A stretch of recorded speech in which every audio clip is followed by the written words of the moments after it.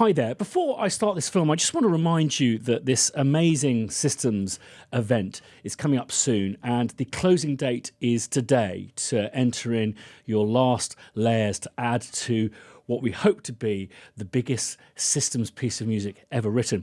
If this is new to you and you fancy a quick go, there's still time left, but check out the film above and the instructions down below. We'll be scooping up the last stragglers first thing tomorrow morning. That's Saturday morning.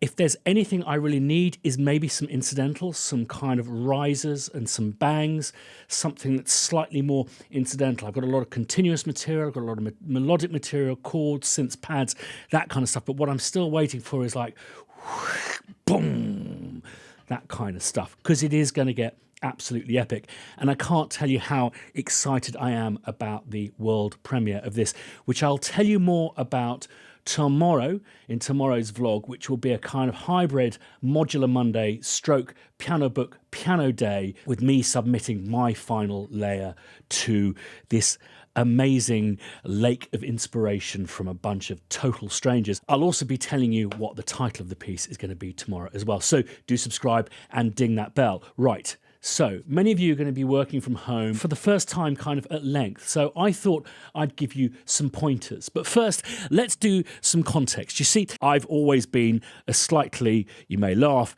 introverted individual who didn't like getting on stage and didn't want to become famous. I therefore took the well-trodden route when deciding to make a living out of music of not becoming an artist, but instead becoming a backroom boy, a media composer. And what I loved about that profession is you could hide away from the world, a term I believe we now call self-isolation.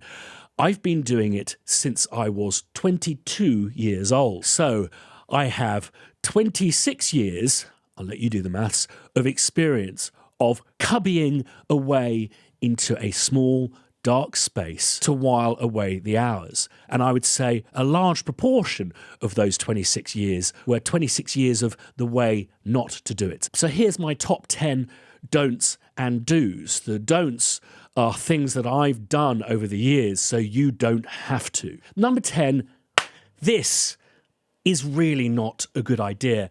Maybe some of you who work from home, maybe one day a week, look forward to the idea of rolling out of bed and working in your pajamas. But it's, for me, I don't know if you've ever gone, I'm going to spend the entire day in bed on Sunday. And you suddenly realise by the end of the day that, yeah, it's still kind of comfy and cosy, but the way a kind of squishy, hot, wet nappy is comfy and cosy, the best time to jump into bed is the time that you haven't been in it. Better? Best. And this doesn't count. I think one of the key leitmotifs of this top 10 will be the concept of turning up for yourself, zoning, boundarying, and programming your brain to understand at what point of your day you're at. You yourself are the most important thing about the work that you do. Putting clothes on signifies the importance of what it is you do. I would even go so far as saying are kind of important. We shuffle around our homes in our socks and that's all cozy and nice. And work isn't necessarily about being cozy and nice. It's about feeling the importance of what you do because, I don't know, certainly where I'm concerned, I think what I do is pretty kind of odd. I need to understand that the thing that goes into buying these shoes is this. And if all I'm going to get out of this is a pair of woolly socks, then I should pull them up a bit. I think this is also bad. Now, I know many of you, and I have done this for many, many, many years, when I was really kind of doing loads of films and stuff, I was working from my living room, which was also the place where I watched telly. And I started realizing that the projector I was working from all day, very, very long days back then, was also the thing I kind of sat and watched the news on. If at all possible, even in small spaces, if you can zone these things up, I think, again, it'll help with this sense of you turning up for yourself. If you can not use the same seat that you sit on to watch your telly at night, to work from, if at all you can use a separate screen, even if the computer that is attached to it is the same, I would recommend zoning the different activities of what you do. For me, my most productive productive 6 months of the year is when we pass the spring equinox up to the winter equinox, because this means I can get up and go for a walk before coming to work. And I know some of you will be limited in that respect, but if you are able to leave before going to work, I think this is a very, very good psychological thing to do. You are going to have cut out a whole load of thinking time going to work, anticipatory thoughts, reflective thoughts. And by wiping that out of your daily routine, I think that you are going to impact on your productivity, but also your mental health. This is the moment we turn up for ourselves. We're not just shuffling over to our work with our toothbrush in our mouths. We've gone out, we've got some fresh air, and we're walking in onto the stage. It's like I have to go through a conscious mental process to say I'm at work, whereas leaving and coming back, no matter how ridiculous it seems to mean that I can kind of hit the ground running. This is going to be no surprise, which ties into exercise. I am the fittest now, and I know I'm looking at a talking pillow, but I am, believe you me, the fittest now that I've ever been in my life, and that is because I exercise. And I know that through exercise becomes a sense of euphoria, gets your blood going, reduces your paranoia, but also the action of exercise is a great way of processing what it is you're about to do for that day. Food. Now, again, I think this is a bad idea. I don't know if you've noticed that people who are quite productive at work are also smokers. That is because they take regular breaks. There is a point in the hour or the hour and a half where suddenly something inside their brain goes, fag! For our American cousins, that is a local colloquialism for a cigarette. And you'll see often these creative smokers standing outside thinking. This affords them a degree of essential processing and recovery from the productivity process. I think it's great sometimes to get lost in the flow of work, but I think it's also great to not kind of beat yourself up if it's not going so well. And a light lunch with some people that you live or you're working with, I think is a very valuable thing. We're social beasts after all. It's also just a little bit like going back to that horrific nappy analogy I made. It's something just a bit ooky about it. Now, I touched on hours there, and for many of you who do work from home one day a week, you'll probably appreciate that you get a heck of a lot done. But for many of you, and including those of you who work maybe one day a week, once you start doing this for a while, you'll find that you feel you're drying up. This isn't happening at all. You're simply finishing, and you're finishing way before you would have done at work. You're suddenly saving so much time, but we're not designed to be productivity drones. We will simply seize up, which is why I think it's really important to still take that half hour for lunch. But also, I don't think you should be guilty if come 2 o'clock in the afternoon, you're done. Conversely, I spoke to a member of the Spitfire team, and I think this must have been day 2 of working from home. And he said, I work 12 hours solid. And it's like, no, that's not the point. Also, I mean, it's great if you're really into something, but it is about just dividing up your time as you would do at work, but making it based on the goals that you achieve. One of the wonders of working from home, and I hope something that, again, people who may be managing you will embrace, is your ability to redefine when it is you work. But something many of you may struggle with for the first time is the thing that I call the wolf. We have 2 beings within us. We have Peter and we have the wolf, the procrastinator. Peter and the procrastinator, which is a kind of catch-all term for simply putting off work or not doing the work you're meant to do. And I think there's 3 reasons for that: proof, boredom, and fear. And some of you will say, well, what about lazy? Well, I don't know. I think that you could attach lazy to procrastination. I don't think it is. I think the fact that we're all in work is proof that we're not lazy. So where proof is concerned, I think that what we're kind of subjected to as we grow up is people knocking us. And some people will knock us more than others. But creatives are particularly fragile in this respect, often come from not maybe being necessarily massively sporty, being slightly more locked away in the bedroom, practicing guitar, doing your drawing, that kind of stuff. So we are often in possession of a projected image of ourselves, which is that of being a bit of a failure, being the last person in line to be picked for the football team.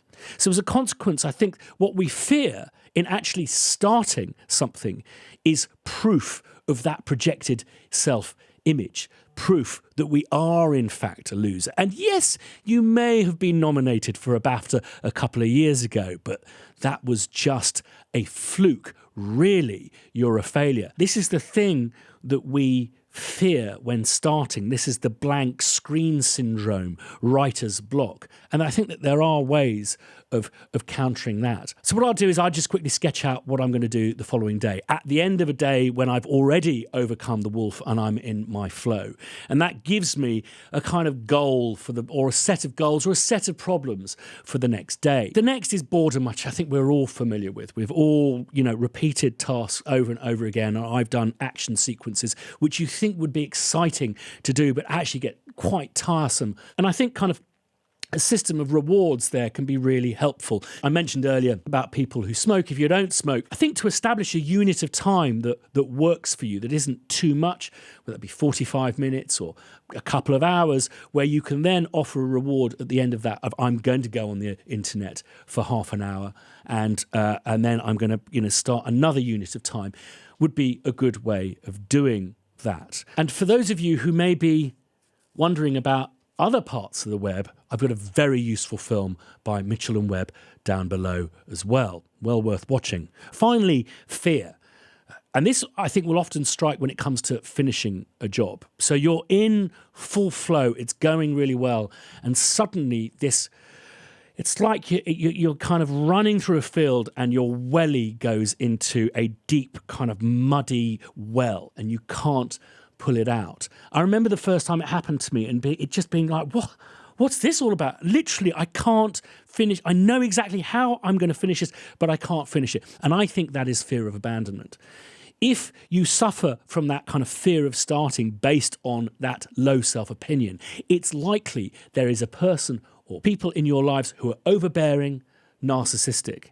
These people do not want you to be successful, and you know on a subconscious level that if you prove to them your success, they will abandon you. That got deep. I'm sure there's psychologists going, Henson, what are you talking about? Just pile of rubbish. These are my theories anyway, as a insane procrastinator. There is a really well tried out method for countering this, and that is to set up something called a goal buddy. This doesn't have to be someone you work or collaborate with. It's simply someone you speak to in the morning and at the end of the day. You both agree to achieve certain goals and you talk about it at the end of the day. And you talk through why you achieved them, why you underachieved them, why you overachieved them. It doesn't have to be someone who is superior to you, wiser than you. It is just a goal buddy. I have created my own goal buddy over the last 3 years, and that is this YouTube channel. I tell this YouTube channel I'm going to do stuff, and then I kind of have to do it, especially when it involves 5,000 goal buddies.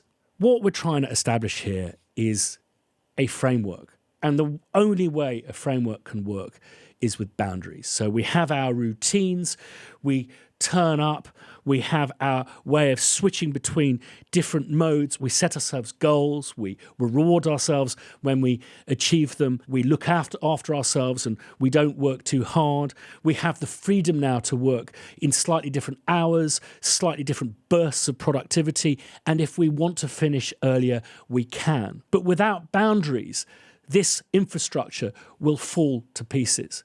So I do urge on you to make sure that not only do your boundaries not get invaded, but that you don't create boundaries which are valves. So I think it's really important to agree with the people that you live with, whether that be your family or housemates or indeed the maybe smaller group of people that you're working with, that there is a certain number of hours you need to do in order to fulfill your commitment to your work. I think it's okay if someone goes, can you wait for that ASDA delivery? For you to then go, yes, but that'll delay me by an hour. So I will be an hour later for dinner tonight. Conversely, you setting those boundaries and going, darling, can you come and put up the shelf for me, is not a creation of a boundary, it's a creation of a valve. And the worst boundary breaker of all are these things here.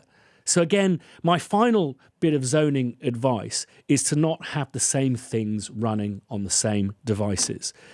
This only has logic. I only ever use it for logic. It only does the one thing. On this computer, it's a strange hybrid, but I have logic and I have the internet, but I don't have all of my bookmarks on that browser. In fact, it's a different browser to the one I use on my browsing devices. I only have one email account which doesn't have push notifications, and it's not the email account I use for work. I simply have it as a means of kind of moving files around my devices. On this, I have a different email account which only some members of my team have as a means of contacting me directly. And I don't have Slack, whereas on I have Slack, which is where everyone at work can contact me if need be, but where I'm boundaried. So what I've said to my team is from 1 o'clock onwards, I'm up for being contacted and hassled. Prior to that, I'm persona non grata, except for a few core members of my team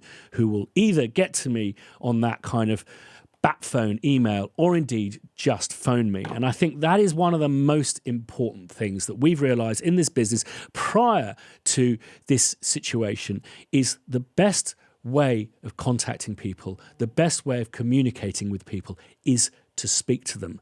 The greatest device we have for communication remotely is the telephone.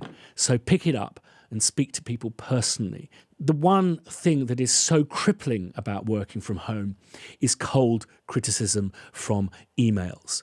If there's an emergency, or if you really want to talk something through, don't invade the boundary, but organise a time where you can speak. Do think about the freelancers out there. If there's any work that you can throw people, I'm in the process of putting together a database of musicians who can record from home, which I will please subscribe to this channel and hit notifications.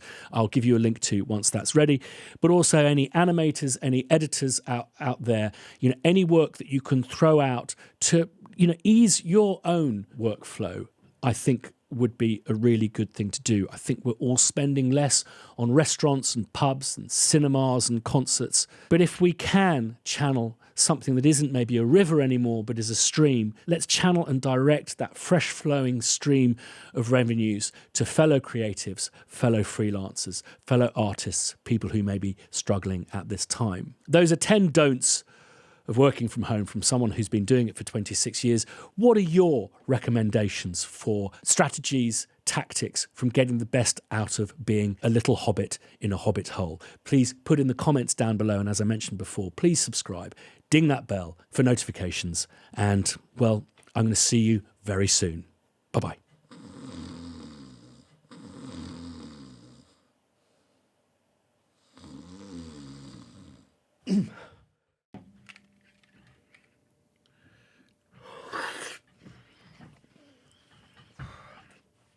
I don't have coronavirus now, I don't know.